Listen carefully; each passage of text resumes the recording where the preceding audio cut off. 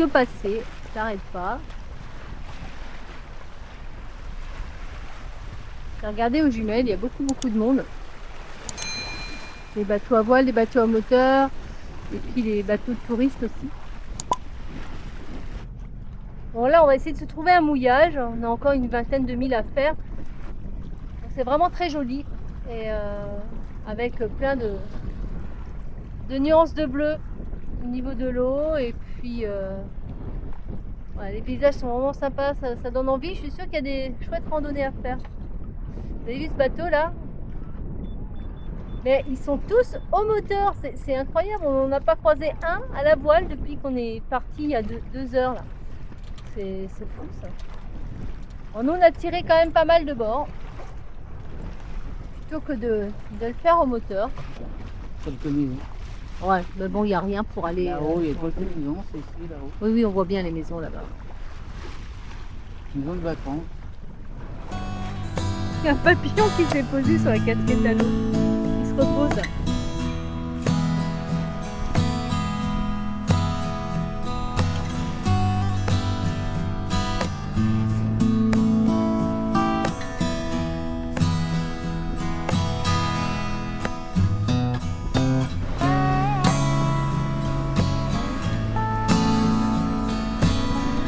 Regardez les vagues qui sont en train de nous faire là, les gros bateaux. Alors, on est bien secoué là. Ouais.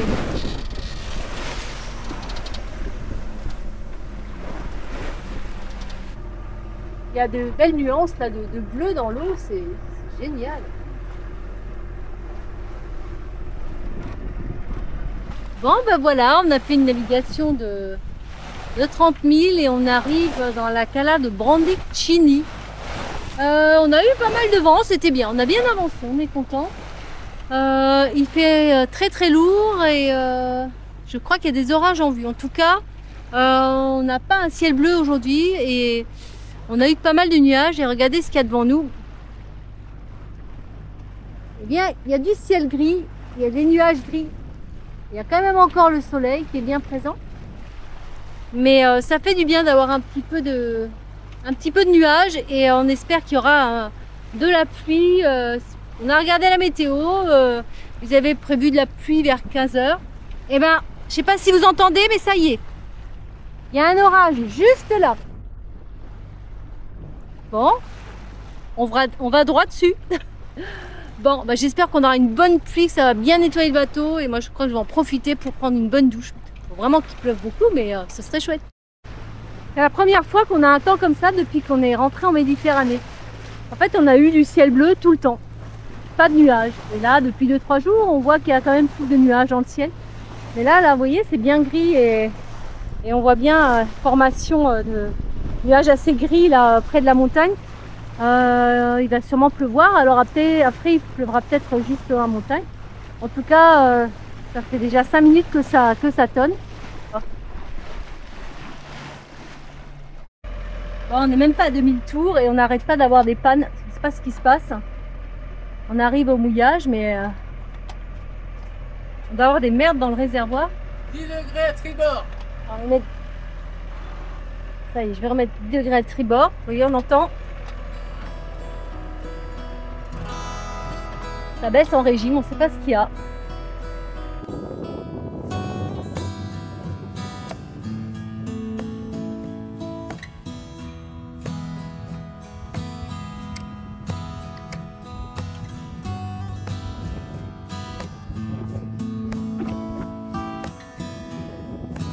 Bon là on est parti de la place de San Teodoro. On s'est juste arrêté pour faire une escale, chercher des fruits et légumes, on n'avait plus rien. Et là on est au grand large, mais on voyait que c'est bien blanc. Et là on va essayer de naviguer avant que le vent retombe complètement. Donc on ne sait pas trop, on verra bien où le vent va nous mener. Pour l'instant il y en a parce qu'on n'a pas de grand voile. Voilà, on est juste sous Génois. De riz, voilà, on a fait une pointe à presque 8 nœuds, donc voilà. On a eu juste un coup de vent là, il n'y a pas 5 minutes là, c'est incroyable comme ça monte vite. Et voilà, on avait à peu près 300 mètres à faire à la pagaie pour arriver à la plage. Bon, le vent était un petit peu moins fort pour y aller. Et puis au retour, ça va, on était poussé, donc c'était plus rapide.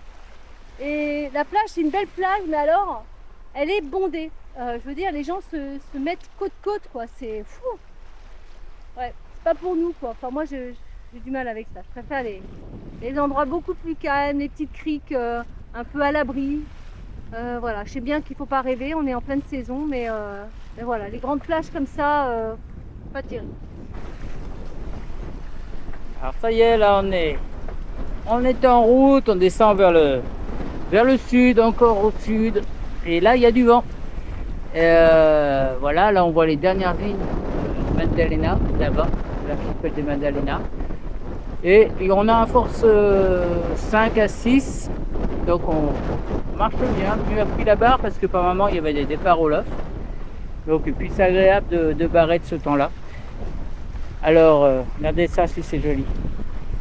Alors yes, ça monte hein, par moment, ça dépend si on tombe devant une petite vallée ou quelque chose, il y a des effets courants d'air et là ça monte fort. Ce qui fait qu'on a assuré, là on marche à 6-7 nœuds en permanence et donc on est uniquement avec le génois à 2 rives. Et ça avance pas mal, on est bien là. On va passer le cap là-bas qui est devant nous. Et après on va taper encore plus sud, donc on va l'offrir, ça va être sûrement un peu plus gité. Alors si le génois a du mal, parce qu'il est un peu creux, on va envoyer la trinquette et ça va le faire tout seul. Voilà les amis. C'est chouette de barrer, j'adore barrer. Ce saute là, on a pris 2 riz dans la grande voile et on est sous trinquette. Ils avaient prévu moins que ça. Ah c'est puissant hein. C'est magnifique. Ah on se sent vivant là.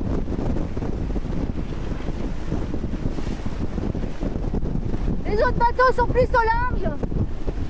Nous faut qu'on passe la pointe là. Et ça va être comme ça jusqu'à 17h, 18h.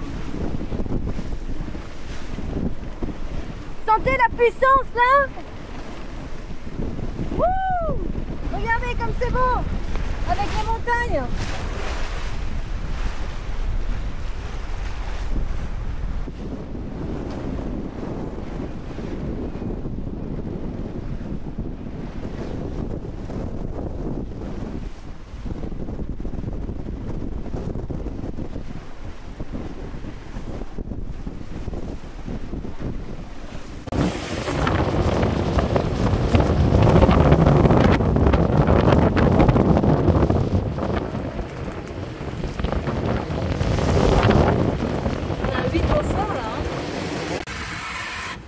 Le pilote fait un drôle de bruit, hein. Il s'est pris de ses paquets de mer. On aurait pu mettre le régulateur d'allure, mais là, le vent était tellement changeant, il ne suit plus hein, le régule là.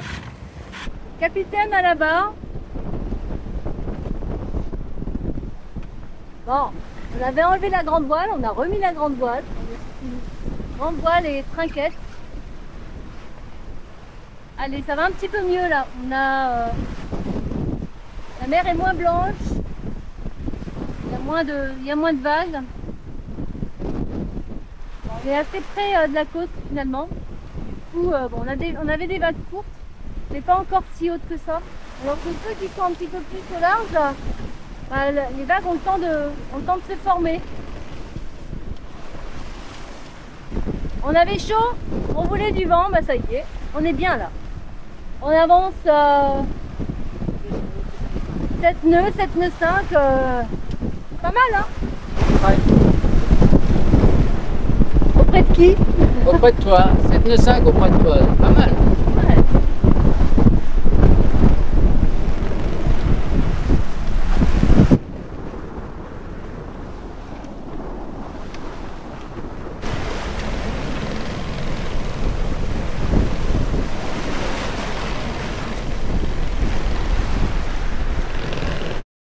Bon bah ça y est, après 45 000 à naviguer entre 7 et 8 Beaufort, on arrive à la Playa di Tanco.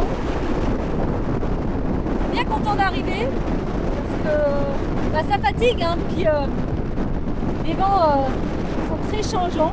Je vais vous montrer où on va se mettre. Il y a un grand bateau blanc là, un grand bateau. Ah là, je viens de me faire rincer et nous on va se mettre juste derrière. Et puis d'ici 2-3 jours, derrière la digue il y a un port. Il n'est pas trop cher. Et on voudrait faire les pleins d'eau parce qu'on a utilisé pas mal d'eau, surtout pour se rincer parce qu'il a fait très chaud. Donc on voudrait faire les pleins d'eau avant de partir pour la Sicile et puis ensuite pour la Tunisie où on laissera le bateau quelques semaines. Alors la navigation, ça t'a plu? Ouais, ça sentait pas le moisi, ça fait d'air. Il y a encore pas mal d'air, on était parce que ça refuse un peu, on est au mouillage. Mais ça souffle encore pas mal, on a un bon 6. Bien qu'on soit à l'abri des grandes montagnes, ça souffle encore fort. Ça s'engouffre là-dedans, il y a une accélération due au relief, certainement, et à la chaleur, donc c'est normal. Il a même déchiré sa chemise, hein. C'était ouais. Violent hein, ce vent. J'en suis même là.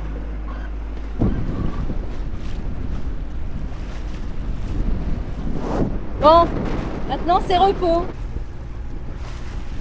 Ça y est, on arrive pratiquement au mouillage. Il y a un autre de l'autre côté, derrière les rochers, là. Au choix. Ouais. Ouais, je vois ça. Bon, voilà. Donc, bon, on va essayer ça. Voilà. On est content d'arriver. Bon, là, on quitte le mouillage de Santa Maria de Navarres. On est arrivé hier soir vers 17 h après une traversée de 44 000, bien musclée, bien sportive et bien salée. Mais enfin, c'était une belle expérience. Voilà, maintenant je découvre vraiment ce que c'est la navigation en Méditerranée. Voilà. Bizarrement, je sens que j'ai bien fait travailler les bras d'avoir été à la barre. Et puis ça fait du bien, ça change. Et puis notre pilote... il a du mal à suivre quand il y a trop de changements de vent, quand ça tire de trop. Le régulateur d'allure là, on l'avait pas mis parce que c'est pareil quoi. Il va pratiquement sous toutes les allures, mais là c'était un peu compliqué hier. Là on quitte le cap Frélis, enfin le mouillage Frélis en Sardaigne. On a passé plus d'une semaine alors entre ce mouillage là, celui à côté et le port pour faire les pleins d'eau. Voilà, on s'est laissé un peu vivre tranquille et bon là ça fait déjà 2 jours qu'on aurait dû partir direction la Sicile, mais les vents étaient très changeants donc bon du coup c'est aujourd'hui, on part aujourd'hui.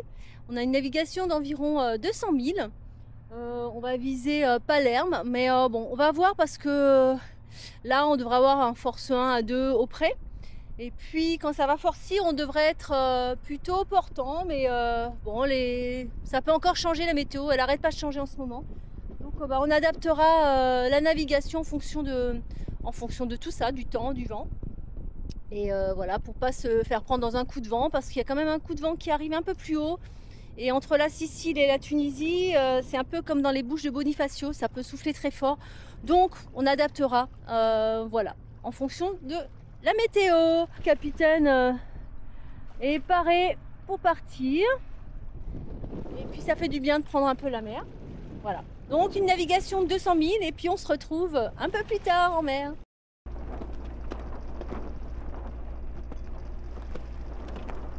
Alors ça y est, on est parti direction la Sicile. Alors on va à des vents de secteur sud qui nous attendent. On a une traversée qui va faire à peu près 200 000 de la Sardaigne jusqu'à la Sicile. Alors je dis la Sicile parce qu'on n'a pas de point d'atterrage pour l'instant défini. Ça va être du côté de Palerme, certainement, parce qu'on a un drapeau tunisien à récupérer, parce qu'on n'en a pas pour après aller en Tunisie. Donc on va dans cette direction-là, vers Palerme.